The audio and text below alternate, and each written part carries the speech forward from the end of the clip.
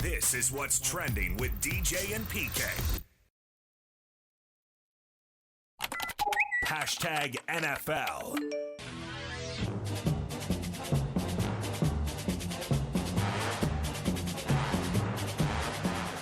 Oh, good morning, people out there in Radio Land. How are you? How is Taysom Hill doing? Well, he should be feeling that he's accomplished a lot, even if this is the end, because yesterday he went to social media and the Saints announced that he's not going to return to New Orleans for the 10th season. But he said he's not closing the door on playing again.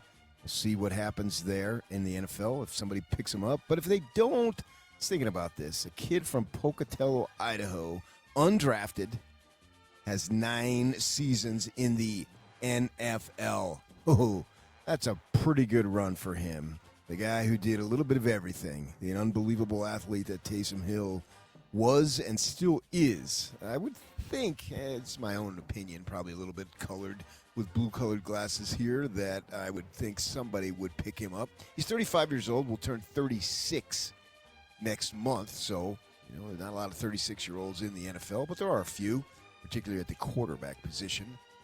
So we'll see what happens with him, but if it's over, and I would have thought that if you had asked him when he was 21 years old, coming off that mission, hey, you'll get to play quarterback at BYU, and then you'll get to play 9 years in the NFL with the same team, no less, so you don't have to bounce around all over the place.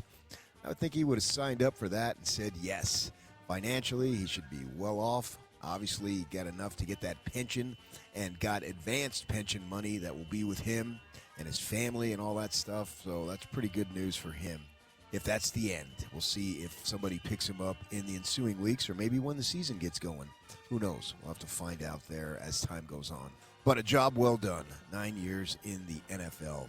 And Rams defensive end Myles Garrett doesn't want to push defensive tackle Aaron Donald to come out of retirement to play with him. But it does happen. I think we can do great things. If Donald is ready to go, I would think they could do great things too, because one's good and the other was very, very good, if not elite in Aaron Donald, Hall of Fame type player. So we'll have to see how that plays out also too as camp progresses in. Now we start seeing some fights internally on social media. I think I saw one yesterday. I don't know if you saw that, Yak. The Vikings, who's it, McCarthy and Jamal Murray? Yeah. Jamal Murray, Kyler Murray. The other Murray. Not Bill Murray, not Jamal Murray, Kyler Murray. So as they battle it out to see who will be the starting quarterback for the Minnesota Vikings. And, oh my gosh, the Niners. Yeah, the Bengals have already had their own scuffle as well. Jamar Chase, as I understand, it's getting into it with guys. Oh, yeah. I saw that. Yeah. It's already getting... already guys getting on each other's nerves as they're just getting going. And I saw something somebody said about Travis Kelce a month ago. He was the talk of New York and married what's-her-face, and now he's stuck in a 400-square-foot dorm room at some university there in college in Missouri as the Chiefs get ready for what's going on. And I saw Andy Reid said that Eric Bieniemy's wife is progressing. That was an awful story in which she got shot allegedly by her own child. So we'll see how that plays out with the legal system.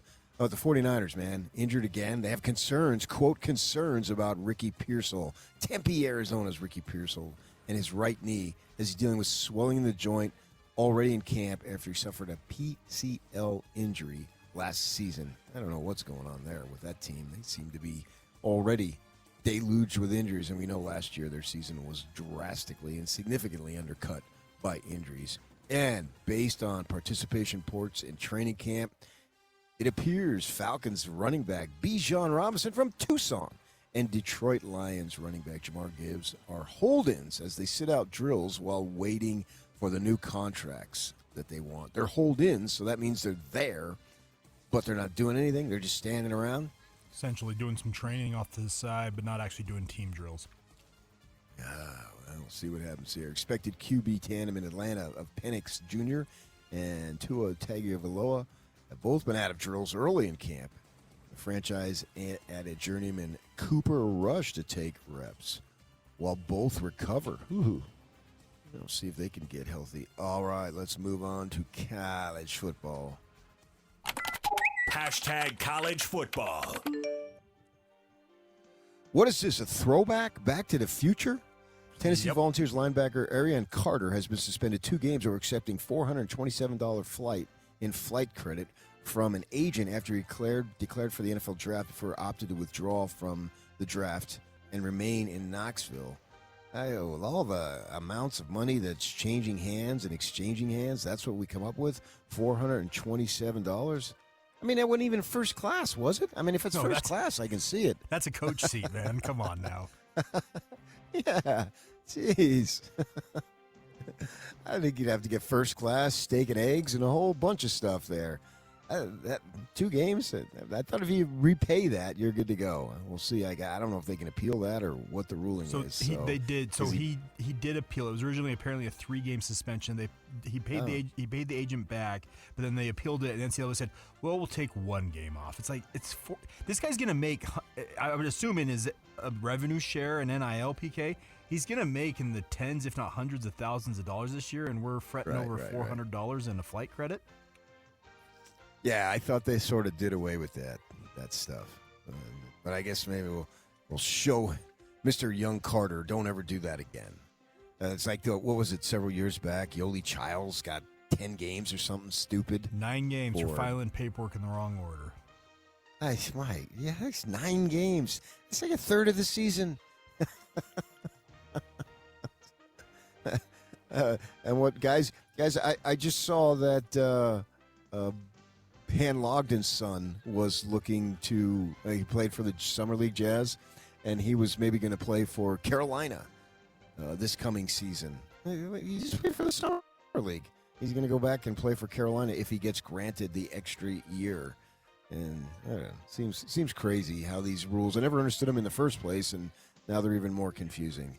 Ohio State star wide receiver Jeremiah Smith said his goals for the season, quote, is bringing more hardware back to Ohio State. That's the perfect season. That's what the perfect season would look like. He wants a Heisman Trophy and a national title. I was listening to old Jeremiah do one of the interviews at Big Ten meetings yesterday. We were talking about this with Riley Jensen, who's joining us here this morning. And he was saying that, so the question was, man, you're going to get all this money. You're getting all this money now. What about all these people who are going to come at you and want this or that from you and want to hit you up? He said, well, I already got a team. I got a financial guy. I've got an investment guy. I got a tax guy. And my father's handling it all. So he says, they don't even get to me. If you want anything from me, you got to go through my dad. Smart kid. What do you think his dad's going to say? Ronnie, you think going? I loved though when he said that. You got to go through my dad, meaning don't bug me. Go through him, and he's going to go tell you to pound sand. I love that. I actually have had experience with a few professional athletes who have to set it up that way. Either their wife is the bad guy, a parent is the bad guy, and it's the best way to do it. Or they even set up a foundation that says, hey, yeah, I got money. Go to the foundation and just fill out the application, and they'll tell you whether you can, whether you get the money or not. Right. Sorry, man, it's all locked up. We have funds, but you got to apply for it. Yeah. Well, I've had conversations with Matt Harpring, and he told me stories when he got his first contract in the NBA, all these people coming out of the woodwork that were contacting him. It's people he hadn't heard from in years. It's actually a serious amount of stress and something that you have to deal with when someone becomes a pro athlete. Yeah, right. And I love the fact that his father is involved. He said, go to my dad. All right, let's move on to the NBA. Hashtag NBA. Now, this story, my gosh, it just keeps dragging on. If I have to hear about it anymore, I'm going to pull out DJ's hair. The NBA investigation of whether The Clippers circumvented the salary cap to pay Kawhi Leonard, could drag into 2027 if parties don't agree on the findings on any proposed settlement that involves punishing the team. The Players Association said they wouldn't hesitate to take the matter to arbitration if the NBA sought penalties without sufficient evidence proving the claim that the Clippers have denied since the league's inquiry began 10 months ago. We need 2 years into this stuff? Brother. Over Kawhi Leonard is going to play 50 games, maybe, and see if he's healthy in the playoffs. Is he going to be with Toronto? I don't know. But I'm bored with that. Get on with it already. You're going to make a punishment, make a punishment. If not, move along. Who cares? Get going. Okay, let's move on to Major League Baseball. Hashtag Major League Baseball. How about this? Was it his last appearance, Tariq Skubal? He of Kingman, Arizona. We got a lot of Arizona guys here today, Yak. What is thought to be his final appearance for the franchise. Now, he leaves with a 7-0 lead. He does his job, and nobody else does theirs. And the Tigers lose to the Orioles 10-9 in 12 freaking innings. So, the trade deadline is coming up Monday, so we'll see if he gets traded to the Dodgers. Nobody else, just the Dodgers. Just the Dodgers are the only team that can pick anybody up right now. Well, of that caliber, and we'll see what happens there. There was one trade, the Angels. Gosh, they suck. They suck forever. They traded reliever Chase Silleth and catcher Logan O'Hoppe to the Texas Rangers for Angel Arenado. The Angels appear to be tearing down the roster for full rebuild as they move into their 25th season of full rebuild. So, and they've been working hard on it for 25 years. Oh my gosh! Oh, holy freak! Mike Trout's career, and so Skubal did get his 1,000th career strikeout, and so I'm watching the Yankees and White Sox, right? I got the baseball package, so I'm flicking around. And Yankees get the 4-0 lead. The guy, this is his real name, Cam Schittler. He's quite the pitcher. Right. And he's bearing down on a Cy Young. No. He's 6'6" or 6'7". He throws gas. Very good. Yeah. We saw him last year in the playoff. And so they take him out, as they always do. You can't throw more than 100 pitches. And so the White Sox tie the score, 4-4, right? So it goes into extras. And what they do now, they've been doing it for a few years, you start to run around second base, right? So it's like I think it's the 11th inning. So the Yankees score runs, so they're up 1, right? And so then they go to the bottom of the inning, and this guy's on second base, and got one, hits a grounder, and so advances the runner to third, right? So you got 1 out, runner on third. They move the infield in, Yankees up 1, Sox down 1, obviously. And guy hits a grounder, smash to the shortstop, but the runner can't advance. They throw him to first base, out, 2 outs. You're thinking, all right, well, now they need something crazy to happen if it's not a base hit. Well, like the third pitch into the final at-bat, potentially, the catcher decides he needs to try to pick off the runner at third. And, of course, throws a 2-hopper wide left and goes into left field. Why do I feel like I at my son's baseball games this summer, I was really, really frustrated with the catcher doing that like at least 3 or 4 times this year. How much have you dealt with athletes just screwing up? I think that's my job, isn't it? Yeah. I mean, what were you thinking? Then, of course, the baseball gods at that point, they're not going to let you get away with it. And then the White Sox win it in the bottom of the 12th. I mean, come on. My goodness. What are you thinking? The Phillies were up 6-0. They lost 8-6. Jeff Conine's son hit a go-ahead home run. I was watching that. That was a day game. I watched a lot of baseball yesterday, and it was fun, actually. All right. The Bees, they lost 7-5 just to Sugar Land Space Cowboys. Game 3 in the series tonight. First pitch set for 6:05 and coverage on 12:80 a.m. will begin at 6 p.m. with our guy, Tony Parks, on the call. Okay, let's move on to golf. #golf. Detroit is where the PGA Tour is at the Rocket Classic at the Detroit Country Club.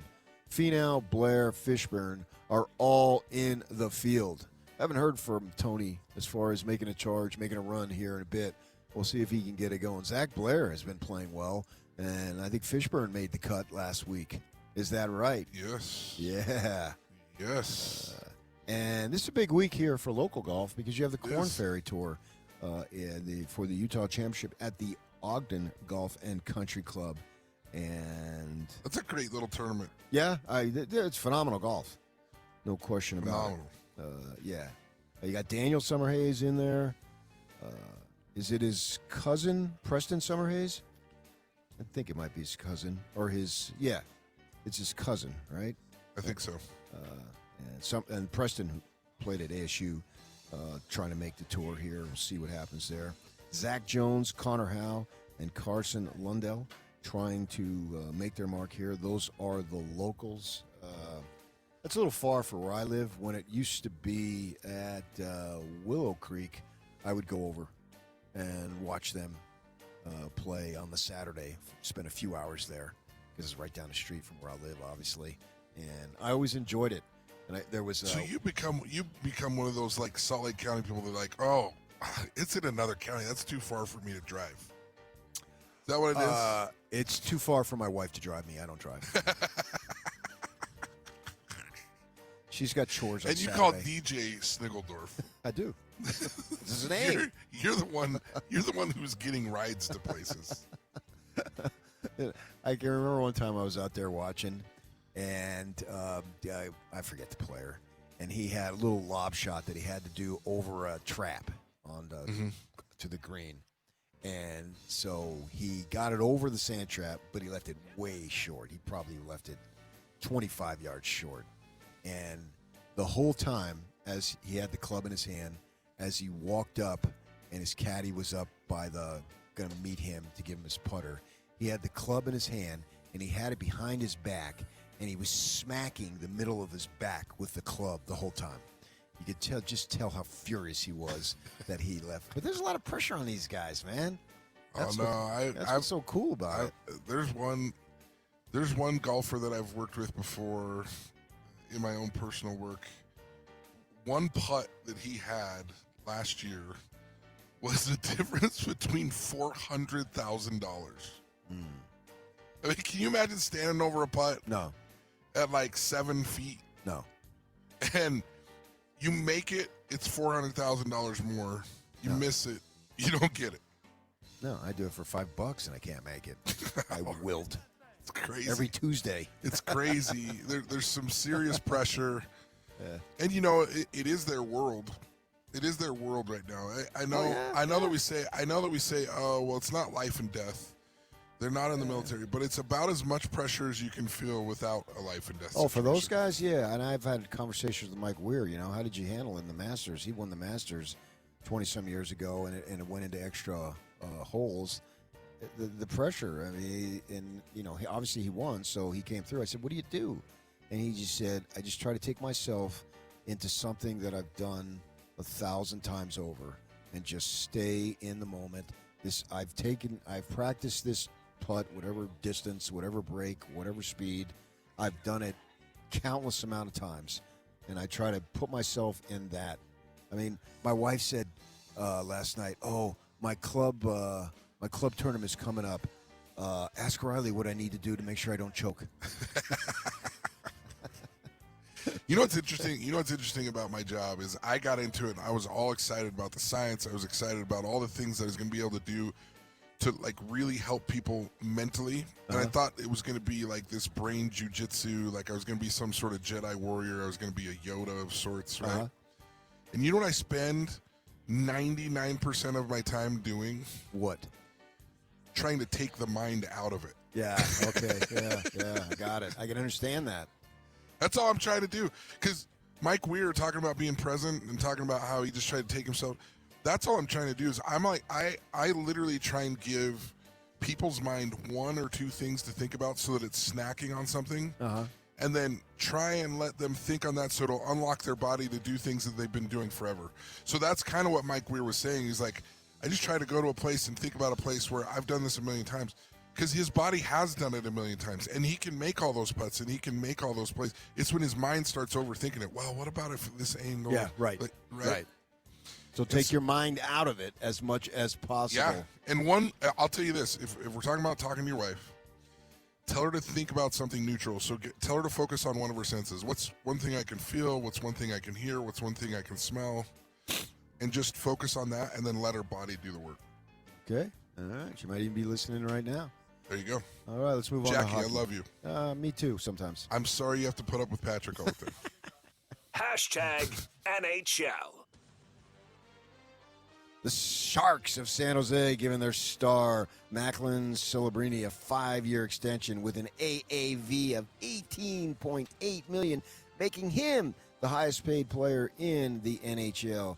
And he set a franchise record for points last season, 115. So he's going to make some money. Good for freaking him. Okay, that is what is trending.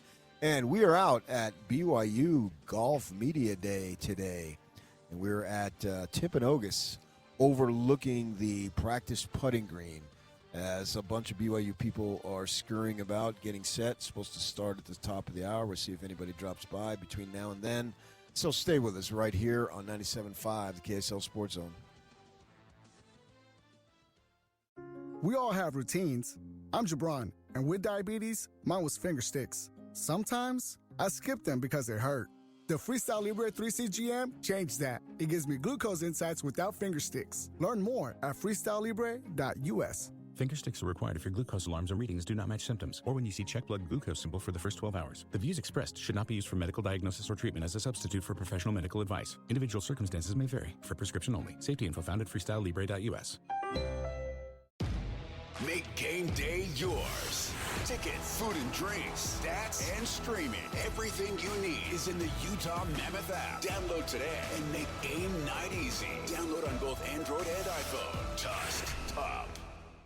Thanks for joining us on this Thursday morning. We are at the BYU Golf Media Day at Timpanogos. Sitting out here outside as media folk and players and coaches are gathering. An ex-BYU player sitting to my left, Riley Jensen. How long were you at BYU? We've here at 1280, we've made that like a big story that isn't. I was there for one semester. 1996, winter, right. 1996.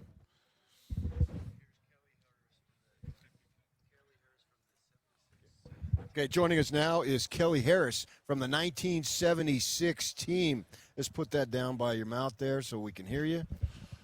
All right. 50 years ago, you played BYU football, Mr. Harris. Can you believe it's been 50 years? Long time ago. It's I have to kind of just look around and be thankful for it, that on this side of the ground. There you go. You're standing upright. What do you remember 50 years ago about BYU football and compare it to how huge it is today? Well, I mean, I was in Lavelle's first recruiting class, so it was all new territory. I had known Tommy Hudspeth because he had a son that played high school ball with us at Provo High School.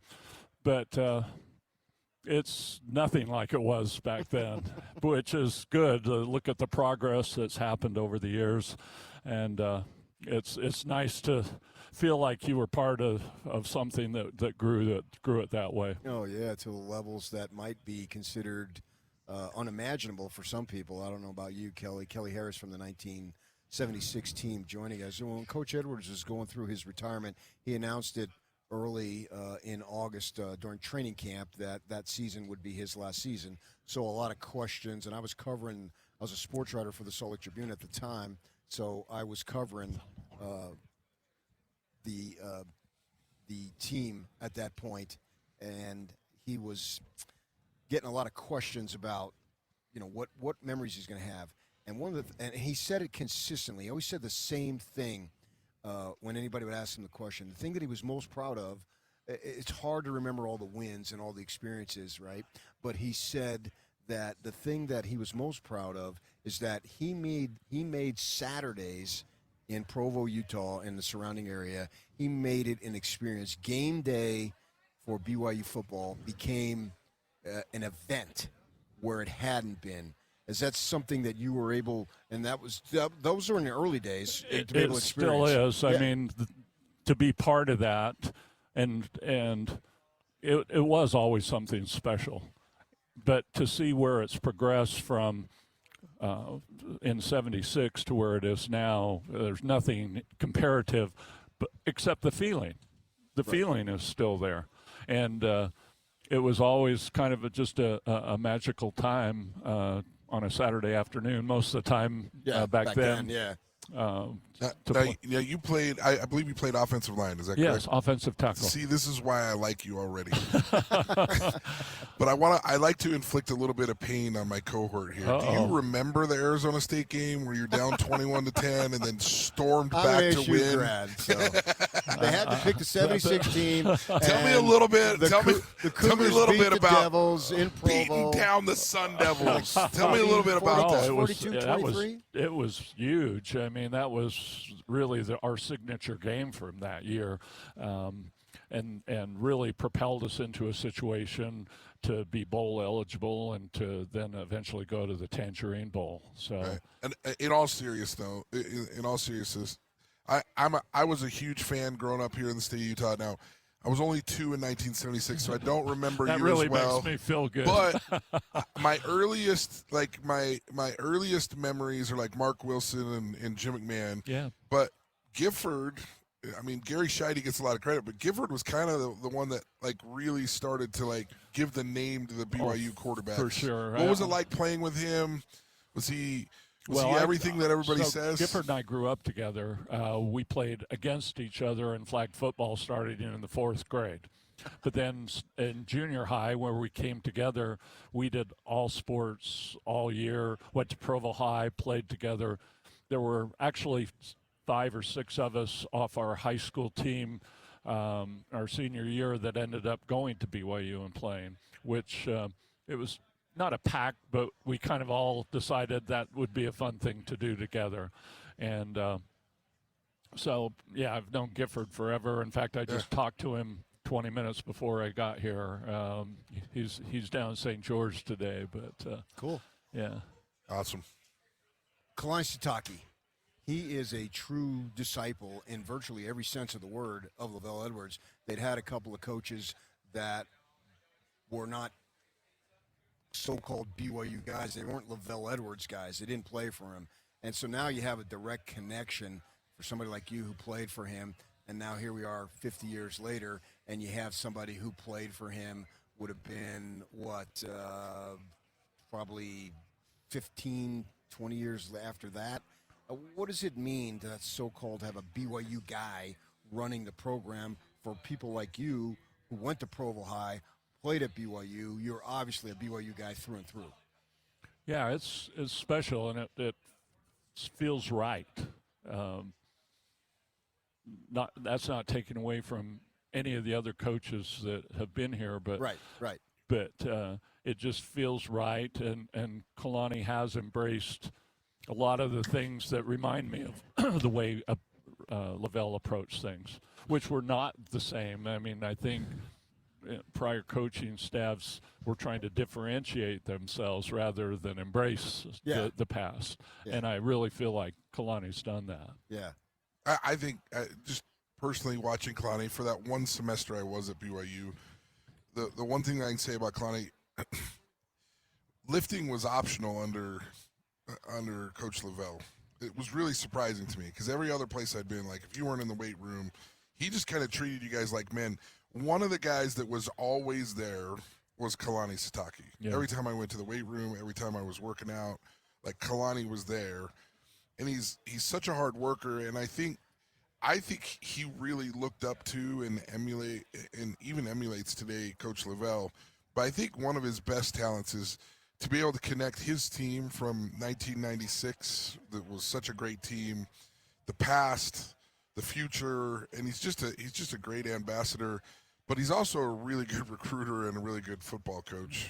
It's funny you mentioned the weightlifting, and when you say it was optional with Lavelle, yeah, they'd kind of point and say, "There's the weight room." Right. I mean, there was no conditioning, weightlifting coach or anything like that. But my junior year, the '76 year, they purchased Nautilus equipment, and the only other program in the whole country was Miami, the University of Miami, that had Nautilus equipment. It was a new thing. And there was a circuit of about 10 machines that you'd roll through. And boy, was it scheduled. You had your time that you checked in at the door. There was a coach there that checked your name off. There was a coach at every station monitoring your lift. And it really changed at that point as far as how weightlifting became part of the program. And it certainly grew from there, but that was really the start. That wasn't until your junior year. Yeah. Yeah, isn't that crazy? I mean, I probably didn't lift a weight until I got to BYU. And, you know, in high school, there were a few weights in the wrestling room that you never went in. You want to stay as far away from the wrestling mat. Yeah, because they're going to make you run. Exactly. Wow, that's crazy to think of. Yeah. That there's been that much advancement and how important. Now you go to high schools and they have massive weight rooms. They look like college weight rooms. The weight rooms in any high school program, probably 4A or up in the state of Utah, is bigger than what we used to have at BYU. Crazy. Yeah. Crazy to see that. You okay with BYU has made a massive investment into the football program. As a media member, I love it to see how that's going down.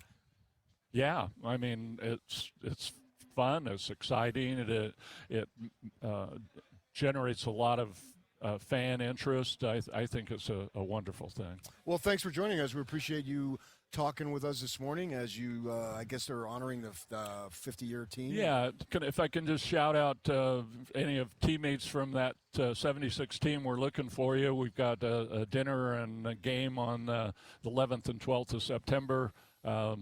Reach out to us and let us know if you want to come. All right, thank you very much. Thanks, BK. Thank you. Nice to meet you. Appreciate it. That's Gary Harris, offensive lineman from 50 years ago. Wow, the advancements that BYU had. Go ahead. He wants to give us some more information. No, he thinks he grabbed your phone. Oh, you grabbed my phone. Yeah, you did. Yes, you did. That's my wife right there. Okay, we're going to go to a break and see if we can get some more people coming on here before they get started. Stay with us, 97.5, the KSL Sports Zone. Welcome back in. We are at BYU Golf Media Day. Joining us now is offensive lineman Andrew Gentry, who is a transfer from Michigan, and we were just laughing about how he comes – now, I believe you're from Colorado, right? Yes, sir. And so then you were at Michigan 3 years? Yep, 3 years. And then you came Michigan. here, and this is you're going to start offensive lineman second year, third year? Second year at BYU. Yeah. Yep. And so the funny thing is everybody knew about you, and Jim Harbaugh recruited you. We all remember that story, blah, blah, blah. And you leave Michigan, and then a bunch of guys from Utah, the state of, go to Michigan. Yep. Tell us that story. Yeah, it's pretty crazy. I mean, for me, I feel like it's a pretty surreal, almost full circle moment, right? To be at the University of Michigan for 3 years where there was no Utah connections, no connections to the church, nothing like that of the sort out in Michigan. So you're really you're different out there, right? You're definitely in a different world. And then, to come to BYU to make the connections with Coach Hill, with Coach Gifford, all these different people. And then all of a sudden they shift to go to Michigan, right? Yeah. And they're in that new world. And I remember having conversations with Coach Hill after he had taken the job and him discussing some things with me that he had seen at Michigan, even just members of the church out there that he had known now and all the connections that I had made out there. So it was cool to see that aspect of things. And it's kind of crazy to look over there now and talk to my old Michigan teammates, and they're like, oh, yeah, your old defensive coordinator's now coaching me. And so kind of a full circle crazy moment for sure. Yeah, for sure. Absolutely. So here you are at BYU starting offensive lineman. Expectations, I would think that's something that you would embrace because obviously they're extremely high, and I think you'd rather have that than not. Absolutely. Yeah, I mean, I think we're in a great spot, and I think the cool thing and the shift from this year is you look back at BYU over the past few years and expectations are not very high in a lot of standards, right, whether that be as a team, as an offensive line, whatever it is. And now to come into the season with expectations high is a great thing. Either way, to us, it doesn't matter, right? At the end of the day, what the media says, what people are saying about you, it doesn't matter, because all that matters is how you play on a Saturday. But it's great to be able to show up and to have these expectations, because pressure's a privilege, and we'll rise to the occasion. So as an offensive lineman, I'm just thinking for all the young quarterbacks that are out there, right? I think you've mentioned that, Bear just garners instant respect. Yeah. What is it that you're looking for as an offensive lineman in a quarterback when you're looking for that leadership? What is it that you like to see? What is it that you think stands out about Bear in particular? And then what do you think with the great quarterbacks you played with that helps them to be on your level, or someone that you want to play with and be around? Yeah, that's a great question. I mean, as an offensive lineman, our main goal is to always have the quarterback's back, right? To make sure that no matter what situation, we're protecting him and that's our job, right? Is to protect the quarterback, protect the running backs, do everything we can to protect them. So from a quarterback's perspective, I love it when you know that they have your back as well. Because I've had some quarterbacks, I've played with some quarterbacks in the past where that's not necessarily the case. And it's just all about them. It's all about them, yeah. An offensive lineman makes a mistake, and they're going to just chew out the offensive lineman really fast. And so one thing I love about Bear is, obviously we're never going to play perfect, right? As a whole team, it's never going to be perfect. We try really hard to be as close as we can, and we're going to protect Bear with everything we have. But at the end of the day, if somebody makes a mistake, somebody gets beat, Bear's not just going to turn and start chewing out the offensive line. I mean, there's never been a quarterback that's gone a season with 0 sacks, right? And hopefully we can be the first this year. But, that's just not how the game of football works. But when you can have a quarterback that you know is going to have your back, that's not just going to turn his back on the O-line, that's what I love, right? Because then you know that you can trust him, he can trust you, and then it just makes things so much smoother. Andrew Gentry, returning starter on the offensive line for the BYU Cougars, joining us here on 97.5, the KSL Sports Zone. Also, too, we expect a lot out of Bear because this is his second year, but you have the returning Offensive Player of the Year coming back in L.J. Martin.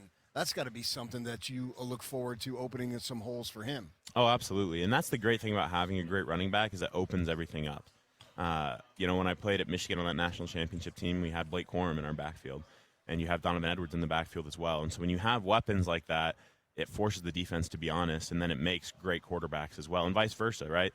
When you can have a great rushing attack and a great passing attack, which we will have this year, it opens up so much, because the defense has to play you honestly. They have to bring guys up to stop the run, and then we'll throw it over their heads. They have to play guys back because we've got great receivers and a great quarterback, and then we can run the ball for 6-7 yards with LJ all the time. And so it's just an incredible duo to have back there, of a great passing game with Bear and our wide receiver core, and then with LJ back there. It's going to be a great year for us. We were talking yesterday a little bit about the BYU offense and how much you can open up the playbook and not.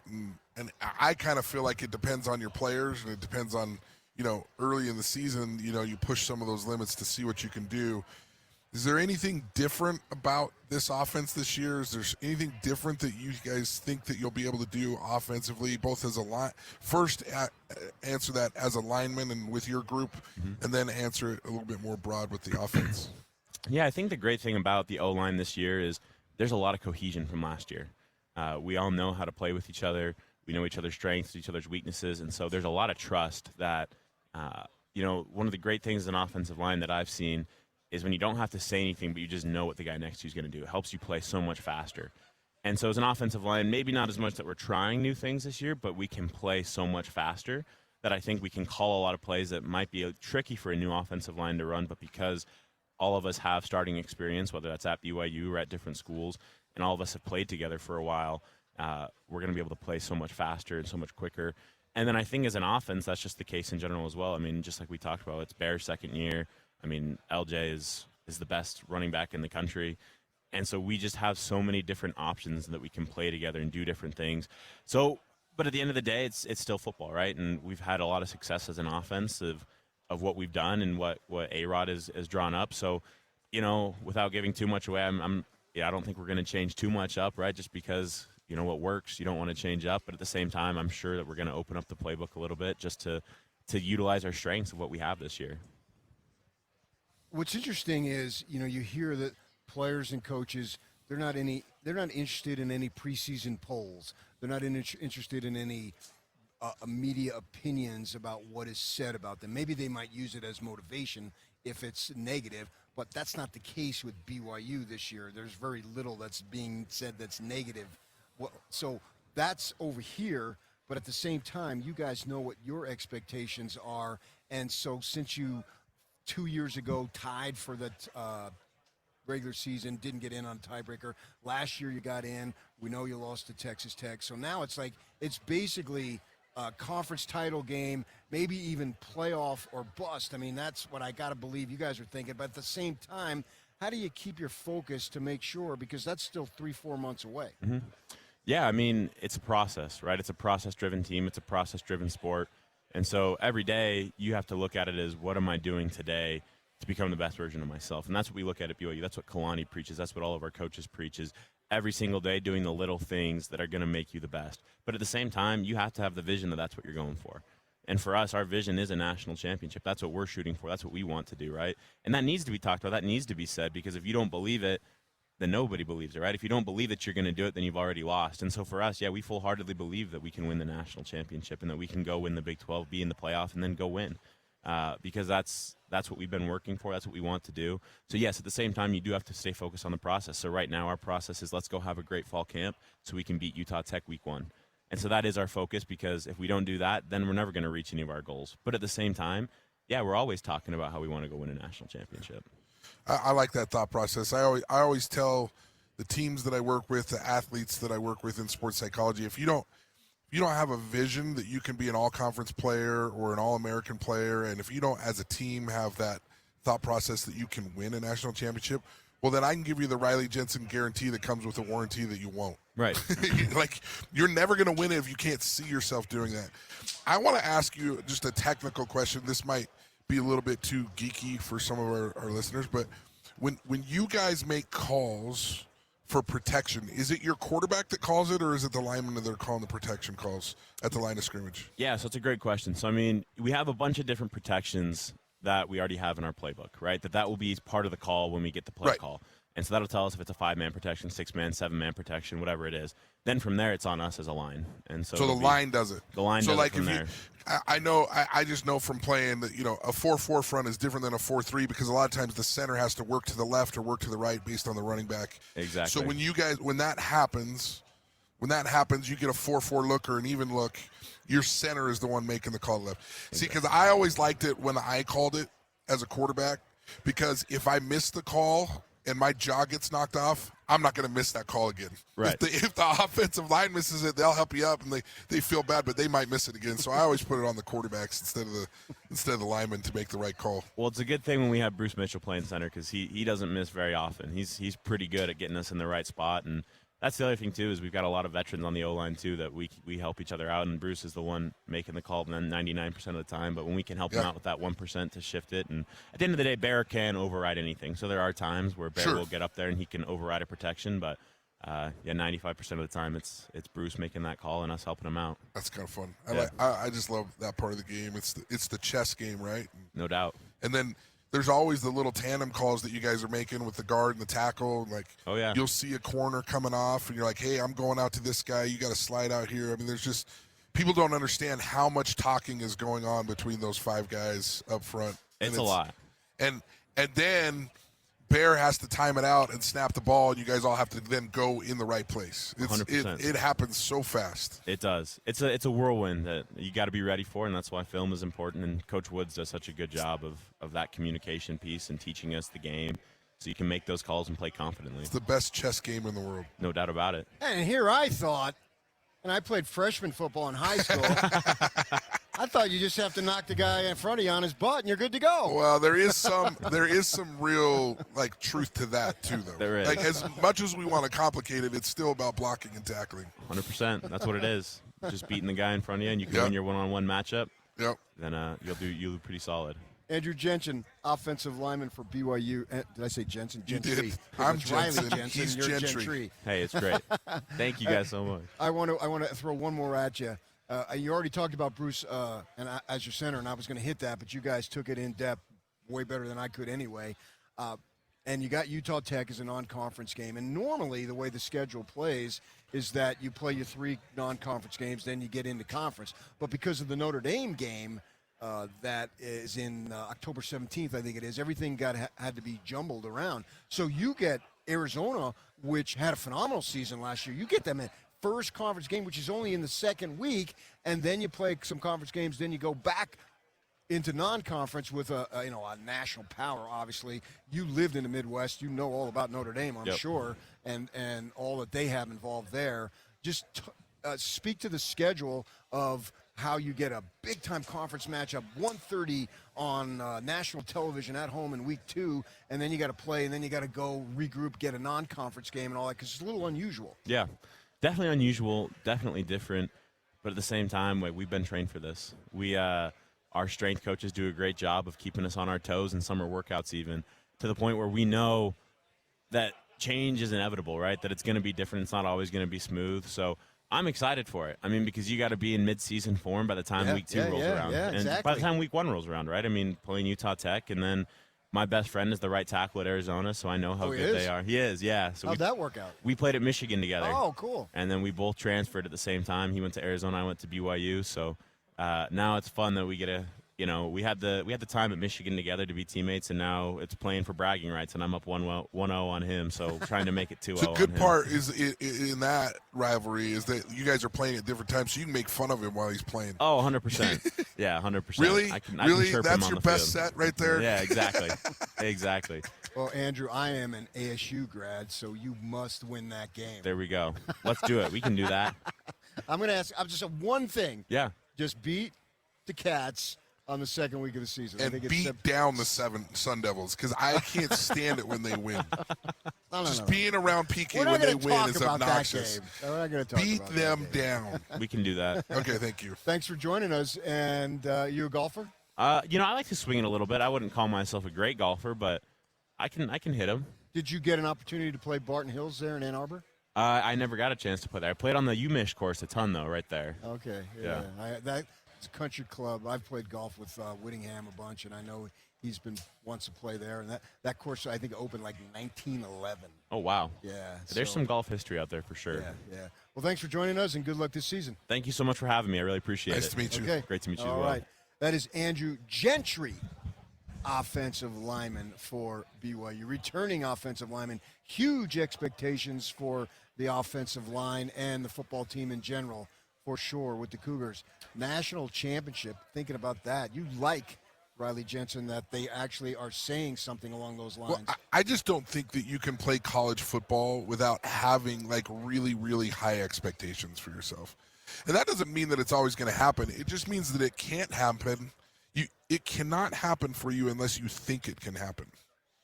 Now that doesn't, and so on the other side, it doesn't mean that it will always happen just because you can envision it. But there's no way it can happen if you can't see it happening. I understand. In personal life, if you got a goal to be a great football player or a great basketball player, you got to be able to see it. You got to be able to see it. Okay, coming up next, we're going to talk about Kalani Sitake and what is his legacy, what he has the opportunity to have a legacy here with BYU. We'll get to that next. Stay with us, 97.5, the KSL Sports Zone.